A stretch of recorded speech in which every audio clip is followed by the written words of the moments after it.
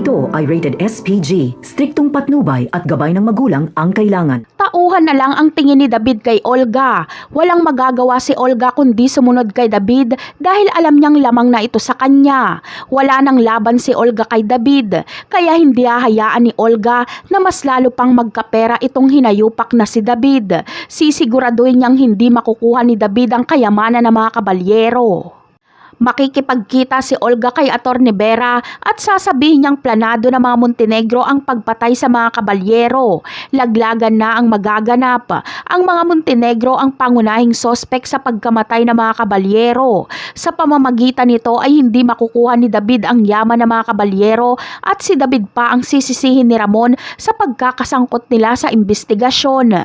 Hindi kasi nagawang pagtakpan ni David ang mga Montenegro. Galit na galit si Ramon kay David at wala na siyang tiwala dito. Kaya naman, dahil dito ay hindi na makakapagyabang pa si David kay Olga. Bagkus ay kay Olga pa siya lalapit at hihingi ng tulong kung ano ang gagawin para makuha ang tiwala ni Ramon. Muli na namang si Olga ang susundin ni David. Kahit si Don Julio ay magagalit kay David dahil inilagay ni David sa kapahamakan ng mga Montenegro.